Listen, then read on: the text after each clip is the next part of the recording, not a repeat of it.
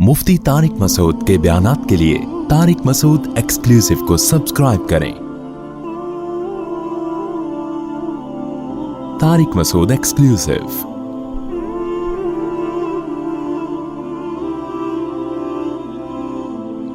नबी सल्लल्लाहु अलैहि वसल्लम ने फरमाया कि ईमान के 70 से ज्यादा शोबे हैं, जिनमें सबसे कम दर्जे का शोबा ये है कि रास्ते में तकलीफ दे चीज अगर पड़ी हुई है तो उसको हटा दिया जाए। समझ में आ रही है बात? रास्ते में तकलीफ दे चीज अगर पड़ी हुई है तो उसको हटा दिया जाए। यानी अगर कोई इतना भी नहीं करता, आप जा रहे हैं, रास्ते में कोई पत्थर पड़ा हुआ है, लोगों को गुजरने में टेंशन हो रही है, आप ऐसे गुजर जाते हैं जैसे कुछ हुआ ही नहीं है, तो इसका मतलब ईमान के आखिरी दर्जे पे भी बोलो नहीं है। आप जा रहे थे, रास्ते में कांटा नजर आया, आपको खतरा है कि किसी के चुभ सकता है, आपने वो कांटा हटाया नहीं, साइड से गुजर गए, चलो मुझे न लगे, मैं जरा इस तरह यूं टर्न मार के निकल जाता हूं। तो हदीस के मुताबिक आप ईमान के आखिरी दर्जे पे भी बोलो नहीं है। पहले मैं एक सवाल का जवाब देता हूं, फिर इस मौजू को आगे लेके चलता हूं। सवाल ये होता है कि जो ईमान के आखिरी दर्जे पे भी नहीं है वो तो फिर काफिर होगा ना? क्या ख्याल है भाई? ईमान का पहला लेवल ही पूरा नहीं किया तो उसके बाद तो काफिर है ना? तो वजह हदीस का मतलब ये हुआ कि वो इस्लाम से खारिज है। लेकिन अगर हम हदीस का ये मतलब लेते हैं तो मेरा ख्याल है 2-4 आदमियों के सिवा कोई भी इस्लाम में बोलो ना रहेगा। मैं ये कर रहा था, ये जो हदीसों में आता है ना, जिसने ये किया वो काफिर है या ईमान नहीं है, तो इसका मतलब ये होता है, ये मतलब नहीं होता कि वाकई काफिर हो गया, वो वाकई वो काफिर हो गया, अब निकाह भी टूट गया। वो पहले कुफ्र के फतवे मार्केट में बहुत सस्ते हुए हैं आजकल, ठीक है। सबसे आसान काम तौहीन रिसालत का फतवा हो गया है, तौहीन अहले बैत का फतवा, ये सबसे आसान काम हो गया। इस बेस पे मैं अभी सखर गया, इमाम बारगाह के करीब से मैं गुजर रहा था सखर, अभी इसी हफ्ते की बात है। मैं रुक गया, मेरा नाम बड़ा बड़ा लिखा हुआ है, मुफ्ती तारिक मसूद को पकड़ो, गिरफ्तार करो, तौहीन अहले बैत। मैंने रुमाल लपेटा, पतली गली से निकला। मैंने कहा यहाँ किसी ने देख लिया तो अखबार में कल हम भी आए हुए होंगे। हम भी किसमें आए हुए होंगे? अखबार में। बहुत हल्का हो गया है तौहीन रिसालत और तौहीन अहले बैत का फतवा। बास चीजें ऐसी हैं, सुनाते हुए खौफ आता है। पूरा मैं नाम लेके बताऊं ना तो वो फिर वकील लोग मुझे पकड़ लेंगे और मसला खराब हो जाएगा। तौहीन रिसालत के केस में बहुत सारे बेगुनाह लोग अंदर हुए हुए हैं। अगर आप उनकी हालात जाके देखो, कुछ तो जेल में पागल हो गए हैं। उन्होंने हालांकि वो आशिक रसूल थे, अपनी ठरक पूरी करनी थी, दुकान खाली करवानी है एक आदमी से, वो खाली नहीं कर रहा, तौहीन रिसालत का मुकदमा चला दिया उसके ऊपर। कुछ ऐसी गलती करवा दी ना चाहते हुए, उसको नहीं पता ये क्या हो रहा है, वीडियो बना ली, जज को दिखाया। अब जज भी ज्यादा आगे नहीं जा सकता, मैं क्या करूं यार। जज को डर है कि मुझे मार देंगे गोली से अगर मैंने मुजरिम को बरी किया, वकील को डर है मैंने बरी किया तो अवाम मुझे उड़ा देगी। इतना बड़ा लोगों का हुजूम कि वकील भी गलत केस कर रहा है, अपने मुवक्किल को जेल भिजवा रहा है, वो कह रहा है अपनी जान बचाओ। समझ रहे हैं? अदालत तो जाहिरी सबूत देखती है ना। तो ये मुल्क में हो रहा है होलसेल के हिसाब से। समझ रहे हैं कि नहीं समझ रहे? और ये मजहबी लोग कर रहे हैं। हमने बड़े बड़े उलमा से सुना है कि पाकिस्तान को और इस्लाम को किसी गैर से खतरा नहीं है। पाकिस्तान को खतरा है पाकिस्तानियों से और इस्लाम को खतरा है मुसलमानों से और मजहबी लोगों से। लिबरल लोगों से भी हमें इतना खतरा नहीं है जितना मजहबी लोगों से खतरा है जो मजहब की गलत तशरीह करते हैं। تو یہ ویسے ہی خود ہی اپنے اوپر ایسی مشکلات کھڑی کر دیں گے کہ جس کو افورڈ کرنا ممکن نہیں رہے گا. تو اس لیے جذباتی پن جو ہے نا, جذباتی پن اس کو چھوڑو, ہوش کے ناخن لیں. پانی پی کے پھر آگے بات کنٹینیو کرتا ہوں. ابھی مجھے تپا ہوا کیوں ہے, ابھی بتاتا ہوں کیوں تپا ہوا, وہ میں نے ابھی تک بتایا نہیں آپ.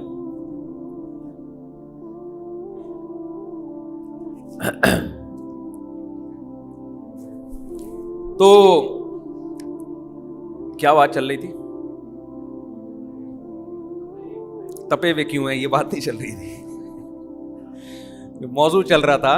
تو نبی صلی اللہ علیہ وسلم نے ایسی بہت ساری حدیثیں جس میں آتا ہے جو معاہدے کو پورا نہ کرے وہ مومن نہیں ہے. تو علماء نے بڑا زبردست جواب دیا اس کا. علماء کہتے ہیں دیکھو, جس آدمی کے پاس 10 روپے بھی ہیں وہ بھی مالدار ہے. مالدار کا مطلب مال ہے اس کے پاس, لیکن عرف میں اس کو مالدار کہا نہیں جاتا. عرف میں مالدار, دار کہتے ہیں رکھنے والا, فارسی کا لفظ ہے. مالدار اسے کہتے ہیں جس کے پاس معتد بھی مال ہو. معتد بھی کا مطلب یہ ہوتا ہے کہ ایک قابل ذکر مال ہو, اتنا ہو کہ جس کو مالدار کہا جا سکے. گاڑی ہو, اچھا گھر ہو, اچھے کپڑے ہوں, کھاتا اچھا ہو, مال جھلکتا ہو. معتد بھی ایک کوانٹٹی ہو, ایک خاص مقدار ہو. اس مقدار میں جب مال ہوگا تو پبلک کہے گی یہ بندہ کیا ہے, مالدار. اور اگر دھوتی بنیان میں, چڈی بنیان میں گھوم رہا ہے اور بھیک کے 10 روپے جیب میں ڈال کے گھوم رہا ہے تو وہ مالدار کہلانے کا مستحق ہے. حالانکہ مالدار وہ بھی ہے, کیونکہ مال بہرحال اس کے پاس ہے. ایک بنیان بھی ہے نا کسی کے پاس, تو وہ بھی مالدار ہے, لیکن اس قابل نہیں ہے کہ اس کو کیا کہا جائے, مالدار. تو جس آدمی کے دل میں ذرہ برابر بھی ایمان ہے, چاہے ایک نیکی بھی نہ کرتا ہو, ایماندار وہ بھی ہے, مگر ایماندار کہلانے کا مستحق نہیں ہے. ایماندار داری کا ایک لیول ہے, اس لیول پہ آپ پہنچیں گے تو اللہ رسول کی نظر میں آپ اس قابل ہوں گے کہ آپ کو مومن اور مسلم اور مسلمان کہا جا سکے. وہ لیول نبی صلی اللہ علیہ وسلم نے بیان کیا کہ جو راستے سے تکلیف دہ چیز نہ ہٹائے وہ اس قابل نہیں ہے کہ اس کو مومن, مسلم یا ایماندار کہا جا سکے. گو کہ حقیقت کے لحاظ سے ہے وہ, لیکن اس لائق نہیں ہے, کیونکہ عرف میں ایسے آدمی کو دولت مند نہیں کہا جا سکتا جس کے پاس صرف 10 روپے ہوں. سمجھ میں آیا کہ نہیں آیا؟ تو ٹھیک ہے, اصطلاح کے لحاظ سے, آئی ڈی کارڈ کے لحاظ سے, نکاح باقی ہونے میں, بالآخر ایک دن جہنم سے نکلنے میں وہ مومن کہلائے گا, کیونکہ مانتا ہے اللہ اس کے رسول کو. لیکن ایمان کا درجہ اس کا اتنا کم ہے کہ اس قابل نہیں ہے کہ اسے معاشرہ کیا کہے, مسلم کہے. اس قابل نہیں ہے, اس کو خود بھی اپنے آپ کو مومن کہتے ہوئے شرم آنی چاہیے. تو میں جو بات عرض کر رہا تھا وہ یہ کر رہا تھا کہ راستے میں تکلیف دہ چیز کو جس شخص نے نہیں ہٹایا, نبی کی نظر میں وہ اس قابل نہیں ہے کہ اسے مسلم کہا جا سکے. جیسے جو چڈی بنیان, دھوتی بنیان میں, چڈی میں تو مالدار لوگ گھومتے ہیں, غریب چڈی میں نہیں گھومتے, میں نے دیکھا ہے. غریب دھوتی میں گھوم لے گا. چڈی کس کا فیشن ہے, مالداروں کا. تو چڈی بنیان کا لفظ غلط ہے غریب کے لیے. دھوتی بنیان میں کوئی غریب گھوم رہا ہے تو مال تو ہے, ایک دھوتی ہے نا اس کے پاس, لیکن اس قابل نہیں کہ اس کو مالدار کہا جا سکے. آپ کہیں رشتہ لینے کے لیے گئے, آپ لڑکی والے پوچھ رہے ہیں آپ کیا کرتے ہیں, آپ بولے اللہ کا شکر ہے مالدار ہیں بھائی, ہم کھاتے پیتے ہیں, کھاتی پیتی فیملی سے ہمارا تعلق ہے, کھاتے پیتے ہیں, مالدار ہیں. وہ خوش ہو گئے, انہوں نے اپنا بیٹی کا رشتہ آپ کو دے دیا, وہی کھاتا پیتا ہے. آپ جھونپڑے میں لے گئے رخصتی کے بعد بیگم کو, پرانا سا صندوقچہ تھا, بیگم کہہ رہی ہے یہ کیا ہے بھائی, آپ کے بارے میں تو ہم نے سنا تھا آپ مالدار ہیں اور کھاتے پیتے بھی ہیں. اس نے کہا دیکھو یہ گٹکا کھا بھی رہا ہوں اور سگریٹ پی بھی رہا ہوں, کھاتا بھی ہوں اور پیتا بھی. اب کم از کم پانی تو پیتا ہی ہوں نا. میں نے کہا تھا کھاتا بھی ہوں اور پیتا بھی ہوں, تو کھا بھی رہا ہوں, دیکھو دال پکی ہوئی ہے, پانی میں تیر رہی ہے, تمہارے سامنے کھاؤں گا. تو بات تو صحیح ہے آپ کی بھائی, کھا بھی رہے اور, لیکن عرف میں اس کو کھاتا پیتا نہیں کہتے. لہذا آپ کا یہ کلام جھوٹ کہلائے, جھوٹے آدمی کہلاؤ گے. کھاتے پیتے کا مطلب پیزے کھاتا ہو, ब्रोस खाता हो, जिंगर बर्गर खाता हो, उसके बाद एक धमाके के साथ फट जाता हो, जैसे कि फट रहे हैं लोग। ज्यादातर बीमारियां यही हो ना, जो ब्रोस खा रहे हैं और फट रहे हैं। फिर वो आप पहले होटल में जाते थे, वो आपको 20 किस्म के खाने गिनवाता था, माश की दाल है, चने की दाल है, कोफ्ते हैं, कड़ी है, निहारी है, और रट्टा लगा के याद किया हुआ होता था उसको। अब जाओ, इंग्लिश खाने हैं सारे, पता ही नहीं चलता अबे तू क्या कह रहा है भाई। ऐसी ऐसी चीजें आ गई हैं। हमें तो वही आदत है भाई, शोरबे वाले खाने खाने की। इतना मजा आता है डुबो डुबो के खाओ रोटी को उसमें। एक तो खानों के नाम बता दूं, खाया करो। बड़े गोश्त में लौकी डाल के शोरबे वाली पकाओ और सरीद बना के अपने खर्चे पे खा लिया करो। मजा ना आए पैसे वापस। इतना मजा आता है यार। कड़ी चावल बताओ मजे की है या नहीं है? वीजे वीजे गए तेल लेने इन खानों के सामने। इतने मजे मजे के हिंदुस्तानी खाने थे, सब छोड़ दिए मुसलमानों ने, पाकिस्तानियों ने। वो गोरों को फॉलो कर रहे हैं इन खानों में भी, जिनमें सेहतें भी गई और जायके भी गए। मुझे तो लग रहा है बिरयानी भी मार्केट से स्टार्ट हो जाएगी कुछ दिनों में। तो कितनी मजे की होती है निहारी, लेकिन निहारी जब भी मजे की लगती है जब होटल में बैठ के खाओ। घर ला के खाओ फिर मजा नहीं आता, या घर में ही बनी हो। कोफ्ते हैं, ऐसी मजे मजे की चीजें हैं, पता नहीं क्या फजूल चीजें लगा दी यार। खैर, भूख का टाइम है तो मैं ये अर्ज कर रहा था कि आखिरी दर्जे में भी ईमान के वो नहीं है। अब मैं आपसे अर्ज कर रहा हूं, इस हदीस से ये पता चलता है कि आपने सिर्फ ये नहीं करना कि तकलीफ से अगले को बचाना है। देखो, एक शख्स वो है रास्ते से गुजर रहा है, तकलीफ दे चीज नजर आई, उठाता नहीं है। हदीस की रूह से ये बेईमान आदमी है। ये क्या है? मोमिन नहीं है। ये झूठ बोलता है कि मैं मुसलमान हूं। ये ऐसा ही खाता पीता है जैसे वो झोंपड़े में खाता पीता था। ठीक है, ये ऐसा ही ईमानदार है। उससे बड़ा बदबख्त वो है जो रास्ते में तकलीफ दे चीज को फेंक रहा है। इसका तो हदीस में तज़किरा ही नहीं है। यानी ये तो कोई, इसको तो नबी सल्लल्लाहु अलैहि वसल्लम ने बयान ही नहीं किया है। एक गरीब वो होता है ना जिसके बारे में आप बहस करते हैं कि ये मालदार है या गरीब है, तो मालदार लोग कहते हैं हमारी नजर में ये मालदार नहीं है, ये गरीब है। एक गरीब वो होता है जो इस बहस में, इस डिस्कशन में आता ही नहीं है, क्योंकि उसके बारे में तो ये तो तज़किरा ही नहीं करना चाहिए। इसका तो ये तो भिखारी है। भिखारी कब मालदार हो सकता है भाई? मैं ये समझता हूं कि हमारे मुआशरे में चाहे दीनदार हो, बेदीन हो, नमाजी हो, बेनमाजी हो, रोजेदार हो, रोजे छोड़ने वाले हो, दाढ़ी वाले हो, बगैर दाढ़ी वाले, ये मरज सब में कॉमन है कि तकलीफ दे चीज हटाना तो दूर की बात, तकलीफ दे चीज डालने का जरिया बनते हैं। मेजॉरिटी हमारे यहां इस फलसफे पर अमल कर रही है। और खूब अच्छी तरह समझ लें कि हदीस में जुज़ियात के ज़िमन में कुल्लियात बयान होते हैं। गाड़ी उर्दू है, इसको मफहूम समझ आता हूं। जुज़ियात क्या मतलब? मिसालों से लॉ बयान किए जाते हैं, कायदे बयान किए जाते हैं। इस हदीस की जो रूह है ना कि तकलीफ दे चीज जो रास्ते से नहीं हटाता वो मोमिन नहीं है, इसकी रूह क्या है? कोई भी अमल आपके जरिए अगर किसी की तकलीफ का जरिया बन रहा है और आप उस अमल से तौबा नहीं करते, उससे बचने की कोशिश नहीं करते, तो आप शरीयत की रोशनी में मुसलमान बोलो नहीं है। हजरत मौलाना अशरफ अली थानवी रहमहुल्लाह ताला इसको यूं बयान किया करते थे, जो उनकी एक खास इस्तिलाह थी। वो जरा गाढ़ी उर्दू है तो पहले मैं वो बयान करके फिर उसकी जरा तशरीह करूंगा। वो फरमाते थे आदम क़स्द ईज़ा ये काफी नहीं है, क़स्द आदम ईज़ा जरूरी है।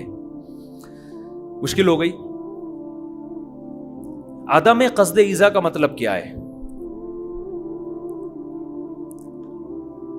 आप कचरे की थैली शॉपर लेके जा रहे हैं कहीं कचरे के ढेर में फेंकने के लिए। راستے سے 2-4 کیلے کے چھلکے اور کچھ گندگی اس سے آپ کے نہ چاہتے ہوئے گر گئی. آپ نے ٹوکرا اتنا بھرا ہوا تھا کہ کچھ کچرا اس سے راستے میں بولو گر گیا, اور آپ گئے, آپ کچرا پھینک کے واپس آ گئے. اب گلی میں بیچ میں کیا پڑا ہوا ہے؟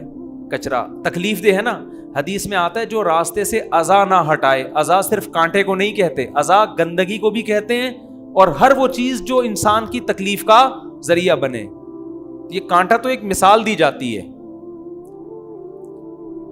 اب آپ کو حدیث سنائی گئی کہ نبی صلی اللہ علیہ وسلم نے تو یہ فرمایا ہے کہ مسلمان وہ ہے من سلم المسلمون من لسانہ و یدہ, جس کی زبان اور ہاتھ سے دوسرے مسلمان محفوظ رہیں. تو آپ کے ہاتھ سے دوسرے مسلمان محفوظ نہیں ہیں. اس گلی میں جو چلنے پھرنے والے لوگ ہیں, آپ ان کی تکلیف کا ذریعہ بنے. تو آپ جواب میں کیا کہو گے؟ میرا تکلیف پہنچانے کا ارادہ بولو نہیں تھا. عدم قصد ایذا, ایذا کا قصد میرا نہیں تھا, تکلیف پہنچانے کا ارادہ میرا نہیں تھا. یہ کہو گے نا آپ؟ نہیں یار یہ سمجھ میں یار, رہنے تو ایسے ہی ٹھیک ہے یار. عدم قصد ایذا, قصد کہتے ہیں ارادے کو, ایذا کا معنی تکلیف پہنچانا. تکلیف پہنچانے کا قصد کا عدم ہے, تکلیف پہنچانے کا ارادہ نہیں تھا میرا, غلطی سے ہو گیا ہے. تو مولانا شلوی تھانوی فرماتے ہیں یہ عذر کافی بولو نہیں ہے. ایمان کے اس لیول میں داخل ہونے کے لیے کہ جس میں آپ ایماندار کہلائیں, یہ کافی نہیں ہے کہ آپ کہیں کہ میرا تکلیف پہنچانے کا ارادہ نہیں تھا. ہمیں پتہ ہے آپ کا ارادہ نہیں تھا. جب آپ کچرے کی بالٹی گھر سے لے کے نکلے تو اتنا کافی نہیں ہے کہ آپ کا تکلیف پہنچانے کا ارادہ نہیں ہے, بلکہ اتنا ضروری ہے کہ آپ پراپر ارادہ کریں کہ میں تکلیف نہیں پہنچاؤں گا, میں کوئی ایسا عمل نہ کروں کہ تکلیف ہو. تکلیف نہ پہنچانے کا پراپر ارادہ کرنا پڑے گا آپ کو. نہیں آئی بات سمجھ میں؟ تھوڑی ٹیکنیکل بات. تکلیف نہ پہنچانے کا پراپر ارادہ کرنا پڑے گا کہ اس پورے اس فاصلے میں مجھ سے کوئی ایسا عمل نہ ہو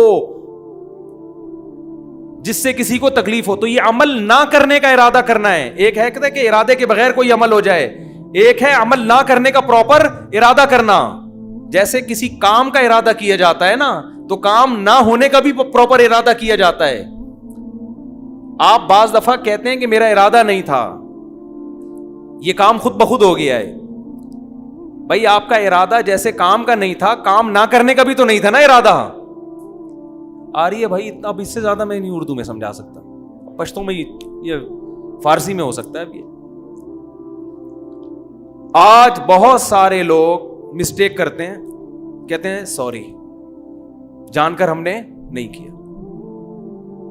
آپ جب گھر سے نکلیں تو پہلے سے ارادہ ہونا چاہیے کہ میں کوئی ایسا کام نہ کروں جس سے دوسرے کو تکلیف. بہت دفعہ دیکھا ہے واش روم میں لوگ بیٹھتے ہیں, نل کا کھول دیا, دیکھا پانی نہیں آ رہا, اٹھ کے آ گئے, پتلی گلی سے نکل لیے. پھر ٹینکی میں پانی آیا, نل کا بہنا, ٹینکیوں کی ٹینکیاں کیا ہو رہی ہیں؟ خالی. گندگی الگ پڑی ہوئی ہے. پبلک ٹوائلٹ میں ایسا ہوتا ہے. آپ کیا میرا ارادہ نہیں ہے بھائی, میرا قصور بولو نا بھائی. آپ نے یہ ہم مانتے ہیں کہ آپ کا ارادہ تکلیف پہنچانے کا نہیں تھا, لیکن تکلیف نہ پہنچانے کا بھی آپ نے ارادہ نہیں کیا. آپ پر لازم تھا کہ آپ ایسا عمل کریں جس سے تکلیف نہ ہو, اس کا انتظام کریں. آپ گھروں میں تو بہت ہوتا ہے. ایک صاحب نے مجھے بتایا کہ ہم کہیں 6 مہینے کے لیے ٹریولنگ کے لیے جا رہے تھے, گھر لاک کر دیا, 6 مہینے بعد آئے ہیں تو بلی کا بچہ مرا ہوا اندر.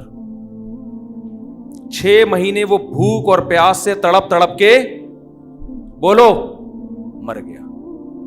کیا انہوں نے بلی کے بچے کو مارنے کا ارادہ کیا تھا؟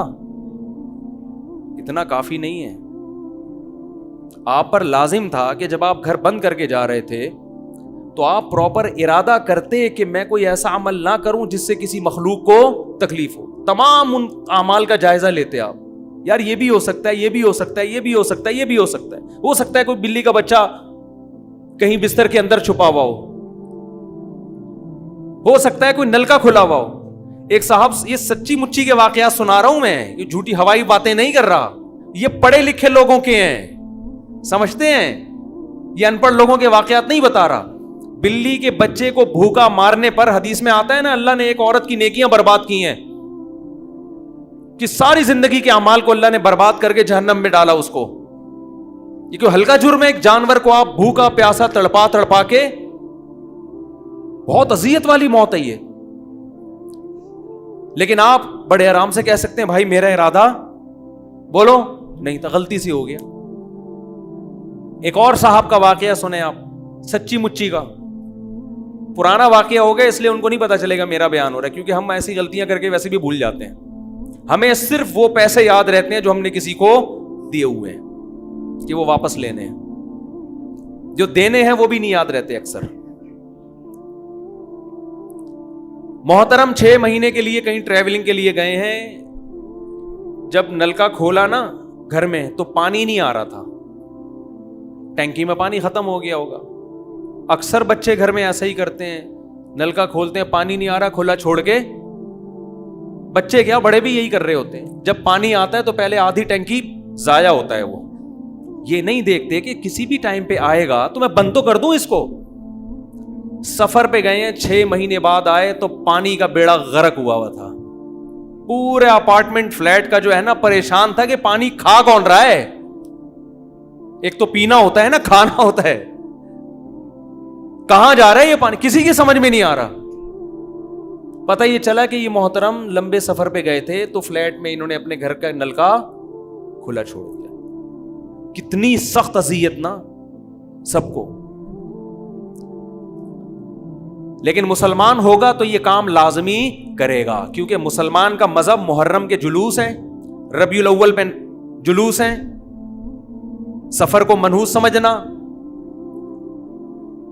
پوری رات لاؤڈ اسپیکر میں بھونپو لے کے لوگوں کے کان خراب کرنا, سمجھ رہے ہیں نا, ہر تھوڑے دن کے بعد دھرنے کے نام پہ کنٹینر لا کے روڈ بلاک کر دینا. اٹ از کالڈ اسلام. یہ کیا کہلاتا ہے؟ بولتے کیوں نہیں, یہ اسلام ہے. یہیں سے شروع ہوگا, پھر کسی کو پکڑ کے پیل دینا کہ اس نے نبی صلی اللہ علیہ وسلم کی معاذ اللہ نقل کفر توہین کی ہے, چاہے وہ بیچارہ 100 دفعہ وضاحتیں بیان کر رہا ہو کہ نہ میرا ارادہ تھا, نہ کوئی ایسے الفاظ ہیں. سیاق و سباق دیکھو. مانتا ہوں غلطیاں بھی ہوتی ہیں, غلطیاں بھی انسانوں سے ہی ہوتی ہیں, لیکن اپنا قبلہ تو درست کرے نا انسان. اپنی طرف سے پوری کوشش کرے, پھر بھی ہو جاتی ہے. زبانیں بھی پھسلتی ہیں انسان کی, حادثے میں لوگ بھی مرتے ہیں. آپ اپنی طرف سے, آپ رانگ سائڈ پہ آتے ہوئے بندہ پیل دیا آپ نے, اور آپ کہہ رہے ہو کہ میرا ارادہ بندہ مارنے کا نہیں تھا. بندہ مارنے کا جس کا ارادہ ہوتا ہے, ہمیں پتہ ہی نہیں تھا آپ کا ارادہ. آپ نے غلط ڈرائیونگ کر کے, خلاف قانون ڈرائیونگ کر کے موقع تو فراہم کر دیا نا. دیکھو اسلام میں جو شراب پی کے طلاق دیتا ہے, اسلام میں جو شراب پی کے بندے کو قتل کر دے, یورپ میں قابل معافی ہے, لندن میں قابل معافی ہے, امریکہ میں قابل معافی. تھوڑا بہت جرمانہ ہوگا کہ بھائی پی ہوئی تھی.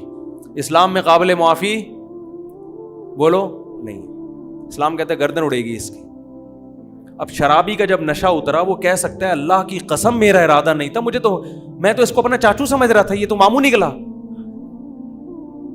وہ ایک فائر بریگیڈ کے عملے میں نا 1-2 شرابی بھی تھے, وہ سب سے زیادہ بندے انہوں نے بچائے آگ میں جلنے سے. 20-25 بندوں کو نکال کے لے آئے, اور بڑے خوش ہو رہے ہیں, شاباش دو یار, ہم نے دیکھو پینے کا یہ اثر ہوتا ہے, اتنی بہادری کہ آگ میں سے بندے نکال کے لے آئے. لوگوں نے تھپڑ مارنا شروع کیا, بولے کم بخت, جو فائر بریگیڈ کا عملہ تھا اسی کو نکال کے لے آئے ہو تم, جو آگ بجھانے گئے ہوئے تھے. تو وہ بھی کہہ سکتے تھے یار سوری, ہمیں تو پتہ ہی نہیں چلا, ہم نے تو اپنی لحاظ سے بڑی قربانی کی ہے.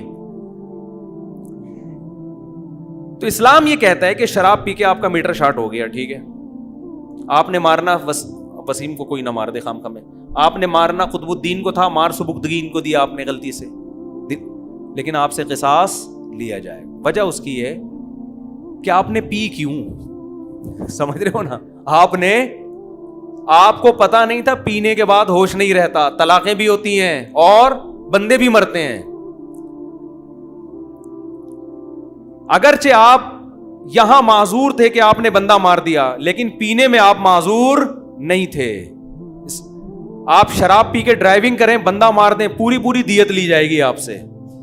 اسلام میں شراب قابل معافی نہیں ہے, نشہ قابل معافی نہیں, پوری دنیا میں ہے قابل معافی. نشے کی حالت کے بغیر جرم اور نشے میں جرم کی نوعیت میں فرق ہے, اسلام میں کوئی فرق نہیں ہے. اور جو شراب پی کے طلاقیں دیتے ہیں نا, ان کی عورتیں کہتی ہیں فتویٰ لے کر آؤ طلاق نہیں ہوئی ہے. میں کہتا ہوں کہ شکر کرو ہو گئی ہے, شکر کرو, کیونکہ آج اس نے شراب پی کے طلاقیں دی ہیں, کل بھیجا بھی اڑا سکتا ہے, چاقو بھی مار سکتا ہے, اور سوری کر لے گا. جیسے طلاق دینے کے بعد جب ہوش آتا ہے, سوری بیگم میرا ارادہ نہیں تھا, کل گلا بھی کاٹ سکتا ہے اور کہے گا میرا ارادہ نہیں تھا. شرابی تو پی کے دے ہی دے تو زیادہ اچھا ہے, جان چھوٹی